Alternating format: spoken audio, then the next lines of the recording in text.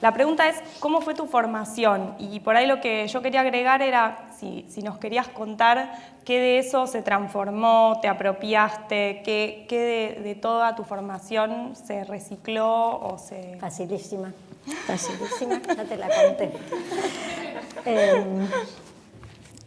Viste que cuando uno se está formando no se da cuenta que se está formando, se está como viviendo, está como haciendo cosas que le gustan, que después se organizan de alguna manera, que eso parece una formación, digo, por lo menos las cosas menos formales, ¿no? Yo cuando era adolescente pintaba. Entonces mi primer experiencia docente fue de eso. Iba a unos talleres, o sea, yo aprendía, digamos, iba al taller de Víctor Chap y ahí hacíamos pintura, después hacía escultura en otro lugar.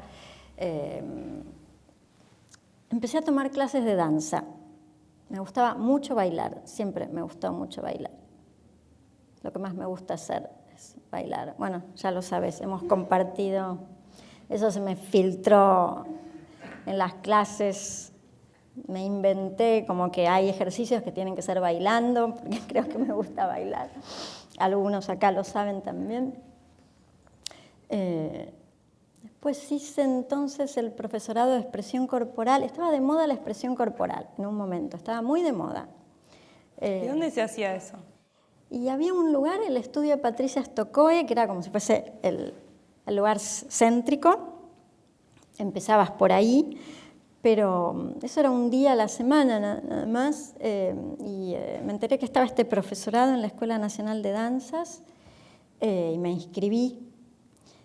No tenía yo la menor idea de que estaba entrando en un profesorado, no presté para nada atención a que me iba a recibir de algo, para nada. Era más el hecho de estar, no sé, como con el cuerpo activo y en tarea durante los 5 días de la semana. Era muy placentero. Así que me debe haber servido ese profesorado. Después hice la escuela de danza-teatro. De danza-teatro acá. No sé por qué duró poco esa escuela, era muy buena. Eso también estaba de moda, la danza-teatro en un momento. Estaba Pina Bausch haciendo sus cosas en Alemania y vino algunas veces y dejó secuelas. Y se armó la escuela de danza-teatro, que eso era buenísimo. Eran los años 80, 80 y algo, era un momento de mucha ebullición, fue un buen momento ese. Cuando empecé a dar clase, primero vas haciendo, como vas imitando un poco. Tengo un momento, decís, pero a mí esto no me gusta, ¿no? Y bueno, y lo vas cambiando por cosas que sí te gustan. Una cosa que me pasó con el tiempo es darme cuenta de que a mí me gusta la persona entera en la clase, ¿no? Como lo contrario de Lo que pasa no es una incorporación de conocimiento, no es, bueno, es de perogrullo lo que estoy diciendo, pero lo voy a volver a decir, ¿no? Como no es que hay un conocimiento que la persona incorpora. Hay una experiencia que se transita y la persona lo que incorpora es su experiencia. Es como, siempre tengo la sensación de que lo que la persona aprende de alguna manera ya está en ella. Es como uno puede aprender solo lo que de alguna manera ya tiene terminales nerviosas. Y me gusta que los alumnos también estén completos, ¿no? Como no que se vuelvan, que tengan que dejar lo que son en pos de eso que está pasando. Es con lo que son que van a esa experiencia. Por eso no es similar lo que aprende una persona u otra, porque cada uno va a la cosa con algo distinto y entonces se lleva algo distinto, ¿no? Esto igual me hizo acordar de algo que también te quería preguntar, que es cómo te parece que... Es una pregunta rara esta igual, pero a veces pienso que del lado del docente uno ve, o ya mismo que los estudiantes lo manifiestan, que están trabados con una cosa. Sí. La palabra trabado es horrible, pero obstáculo, no sé qué usar, pero esa cosa como de un momento donde por ahí hay más crisis en el trabajo. Sí. Y ¿cómo te parece, o sea, cómo trabajás vos frente a esa situación? Bueno, un poco contaste algo de esto, pero que tenía que ver con todo un grupo, pero por ahí más con las individualidades. Me parece que a veces los alumnos tienen razón y a veces no. Para mí es muy diferente un obstáculo que una falta de desarrollo en eso. Me parece muy diferente, porque es diferente lo que hay que hacer. Si es un obstáculo, realmente es la palabra trabada, ¿no? Es una zona que la persona tiene dificultad. Es distinto cuando la persona tiene dificultad en algo que es cuando simplemente no tiene tránsito. Digo porque los alumnos suelen confundirse con eso. Creen muchas veces que tienen un obstáculo y no tienen un obstáculo. O por lo menos, según mi criterio, cuando decís que no tienen tránsito, es que cuando decís que no tienen tránsito, es que no estuvieron como en suficiente tiempo en contacto con ese trabajo como para encontrar lo que ya quieren encontrar. Exacto, o para esa cosa en particular que está buscando. Por ejemplo, alguien que te dice, no puedo hablar, no me sale hablar. Y bueno, pero recién empezamos, ¿no? Y por ahí yo escucho a la persona y veo que tiene ahí como un buen rollo mental y que va haciendo sus cositas. No tiene eso, eso no es un obstáculo, es que hay que trabajar. Hay que ir como con paciencia generando el lugar para que eso se despliegue, ¿no? Y cuando sí hay un obstáculo, a mí me parece que hay que distraerse. Porque bueno, hay situaciones en donde tenés que saber hacer eso y eso y eso. El arte no es así, a mi criterio, ¿no? Por ahí en el conservatorio sí es así. Tenés que saber no sé qué y emitir y no sé cuánto. Son como unas materias que todas tenés que saberlas para poder recibirte. A mí no me gusta eso. No creo que sea así el arte. Me parece que es muy caprichoso. Es una parte muy buena que tiene, que uno hace lo que quiere y convierte, lo arma con su potencia, y lo que no es una potencia lo dejas de lado y vas por donde está tu potencia. Y un día cuando, estás muy potente y te acordás de que no te salía hablar en verso, por ejemplo, y volvés y tratás de hacerlo y ya tenés como mucho más material e incluso estás mejor con tu relación con las cosas. Entonces, cuando vas hacia el hablar en verso, vas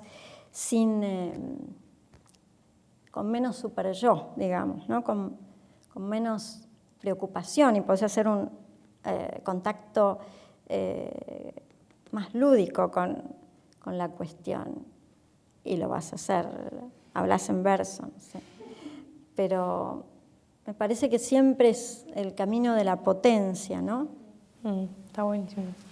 Después, ¿vos pensás que hay puntos de contacto entre, digamos, la creación artística, por ahí más del objeto artístico de la obra, o de dirigir, o de una performance, y el trabajo pedagógico? ¿Si hay puntos de contacto? Sí, que seguramente sí, pero como si hay algo que vos pensás que te interesa buscar de una manera como artista vos, que buscás como en los dos campos, como en tus obras y en las clases. Sí, me parece que sí. Sí, es lo mismo, en un punto es lo mismo, es como si fuesen aspectos de la persona, como manifestaciones de la persona.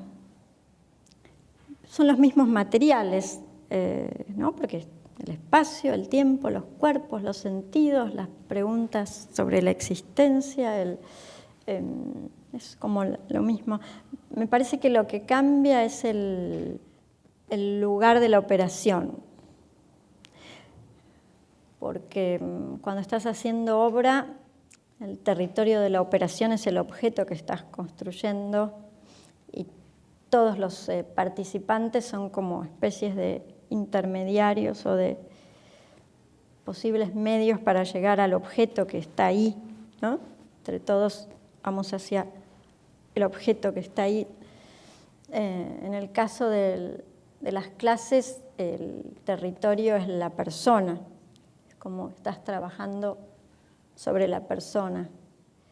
Que la persona se vuelva potente y dueña de su producción, ¿no? Me parece que la misión del maestro es como si fuese un bypass entre la persona y sí misma, como una especie de ayudar a que la persona se pueda escuchar y tener, ¿no? La persona desplegada, ¿no? No es solo si le sale bien la escenita, es algo más, ¿no? Algo más se mueve en la clase.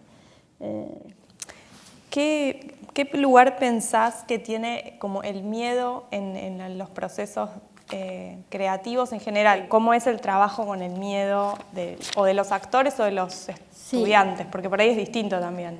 Me parece que si es mucho hay que irse. ¿No? Hay una cierta cantidad que no hay que apechugarla, es que no estás en el lugar indicado, ¿no? A mí me gustan mucho los tímidos, mucho. Diría, ¿qué crees para que, a ver, te doy un desafío? Los tímidos, digamos, todo lo que no sea histriónico, ¿no? No me gusta mucho el histrionismo, no sé tanto qué hacer con eso, no tengo tanto para aportar. Me gusta más eso que está como ahí, más como latiendo, y que hay que ir sacando de a poquito. Me parece que hay como una parte de miedo que es un registro de que las cosas tienen consecuencias, ¿no? Como que van a tener consecuencias para uno, que pueden tener consecuencias para el mundo, que cosas se van a mover adentro de uno, que uno no va a quedar intacto. Está bien tener un poco de miedo. Es correcto, diría. Bueno, después quería saber cómo nace un proyecto, digamos. Por ahí hay una diferencia entre los procesos creativos que son más de invitación o una convocatoria para un ciclo o cosas así, y un proyecto más tuyo, pero... Es difícil rastrear. Nacen en un lugar indetectable, ¿no? Como si fuese la primer semilla, siempre me parece que está lejísimo, en un lugar que uno no sabría, ¿no? Como dónde está, en cosas de otra edad, de la niñez, de no sé qué, donde se te arman unas especies de gustos o esas preguntas que te van a acompañar siempre, que todavía a lo mejor no tienen una forma precisa, pero son ya unas huellas indelebles de la persona y que hacen que después la contingencia de la vida las azuse. Y entonces me parece que se te junta algo de atrás con algo del presente y entonces se proyecta una obra futura, no sé. Pensando en estas cosas de las categorías de una dramaturgia más tradicional, tipo conflicto, todo eso. Sí. ¿Qué pensás vos? ¿Cómo trabajas con eso? ¿Cómo te relacionas con esas categorías? Porque están ahí como pidiendo unas cosas y... Sí, no les presto mucha atención. No siento que me hablen a mí. no tengo nada que hacer con... son un estorbo, si les presto atención... ¿Y vos te inventás otras para vos? Esta, por ejemplo, Sí. que habías contado de calidad de movimiento. Esa es de Patricia Stokoe. Sí, no, claro, pero digo, esa, como esa... Sí, me invento, no me doy cuenta, no lo hago a propósito, pero me doy cuenta porque a veces me cargan con palabras como que... y te las escuchas, no sé. Pero se ve que sí me invento cosas, ¿no? Está bueno eso, me parece... Creo que inventamos, no sé si yo las invento, se inventan en el trabajo, van siendo necesarias. Hace un tiempo estaba en una conversación, una entrevista, pero no para una revista, con Marcelo Danzey, y me preguntaba si tenía un método. Yo ni terminé de escuchar, dije no. No es como que escucho la palabra método y no me gusta la palabra, y pienso que si lo tuviera lo negaría, ¿no? Y le decía, creo que a propósito, me decía, pero entonces, ¿qué haces? Yo le decía, no sé, tengo unos tips, le decía. Y me gustaba decirle eso a alguien como Marcelo.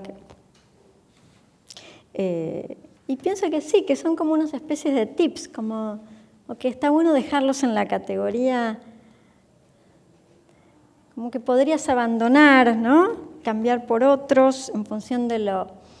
que no sea una artillería pesada, ¿no? Que no se solemnice ni más invisible, no sé. Mientras sirve, es como algo que se activa en el momento de la clase o del ensayo con otros. No es de uno. Bueno, muchas gracias. Gracias, Jürber.